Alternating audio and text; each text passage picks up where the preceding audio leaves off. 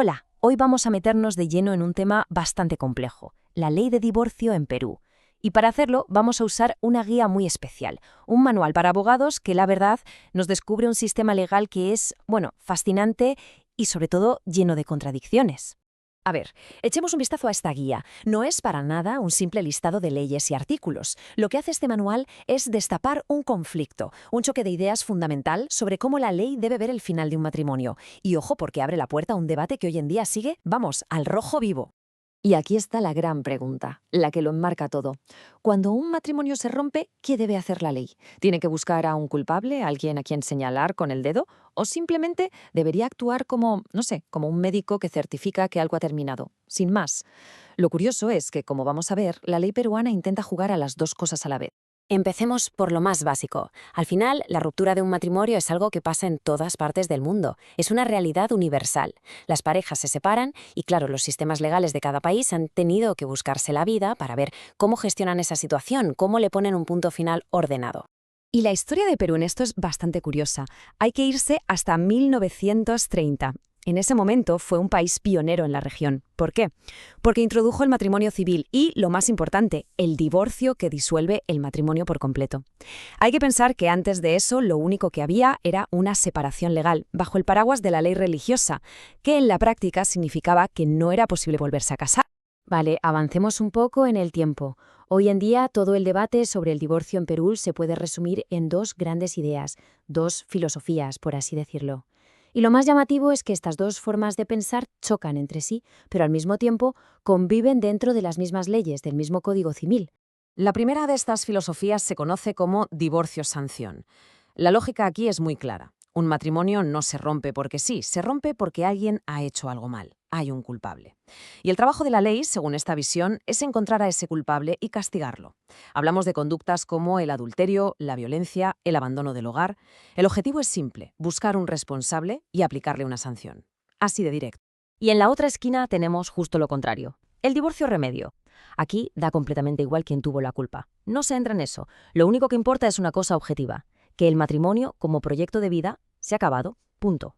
La ley no está para castigar a nadie, sino para ofrecer una solución, un remedio, como su propio nombre indica, a una situación que ya no tiene vuelta atrás. Esta comparación lo deja clarísimo, ¿verdad? Por un lado, el divorcio-sanción. Su foco es la culpa, el quién hizo qué, y su objetivo es castigar. La analogía del árbitro es perfecta. Es como si pitara un penalti por una falta. Hay una infracción y una sanción. Pero por otro lado, el divorcio remedio se fija en algo objetivo, en que la relación está rota. Su meta es simplemente dar una solución. Es el árbitro que pita el final del partido, no porque alguien haya cometido una falta, sino porque el tiempo se ha acabado. El partido sencillamente ha terminado. Bueno, y todo esto no es solo teoría legal de manual, ¿eh? Estas dos filosofías se traducen en algo muy práctico, los diferentes caminos, las causales, que se pueden seguir para pedir el divorcio. Y como es de imaginar, elegir un camino u otro tiene consecuencias radicalmente distintas. A ver, los caminos que siguen la lógica del divorcio-sanción tienen un requisito clave. Hay que demostrar que la otra persona es culpable de algo. Estamos hablando de causales muy concretas: adulterio, violencia, injuria grave, abandono del hogar. Y en todos estos escenarios no queda otra que ir a juicio y probarlo. Hay que presentar pruebas de que el otro cónyuge ha cometido esa falta. Y en el otro lado, ¿cuál es el camino principal del divorcio remedio? Pues la llamada separación de hecho. Aquí la lógica es totalmente distinta. Es puramente objetiva. No hay que probar ninguna culpa, solo hay que demostrar una cosa: el paso del tiempo. Si una pareja lleva viviendo separada 2 años sin interrupción, o 4 años si tienen hijos menores, la ley da por hecho que el matrimonio está roto. Y ya se puede pedir el divorcio. Así de simple. Y aquí llegamos al meollo de la cuestión, al punto donde la elección de un camino u otro se vuelve importantísima. Porque claro, dependiendo de si el divorcio se tramita como una sanción o como un remedio, las consecuencias, sobre todo las económicas, pueden cambiar de la noche a la mañana.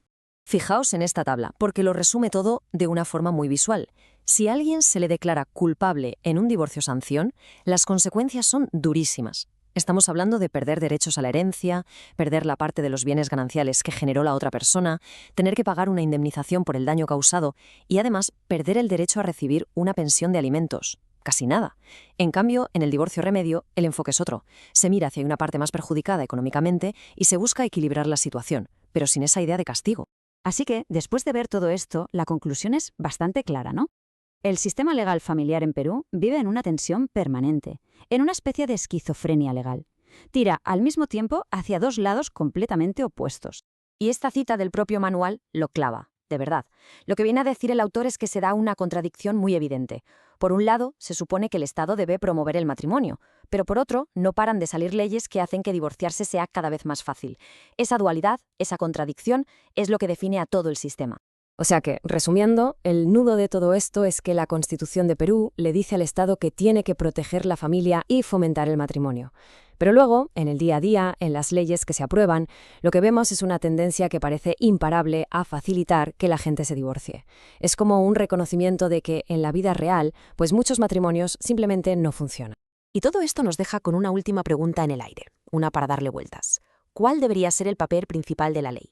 ¿Proteger a toda costa la institución del matrimonio como un concepto abstracto, aunque la relación esté muerta y enterrada? ¿O debería centrarse más bien en las personas de carne y hueso y en darles una solución justa, una salida ordenada cuando su proyecto de vida en común simplemente se ha acabado? Este es el gran dilema, un dilema que desde luego no solo se debate en Perú, sino en muchísimas partes del mundo.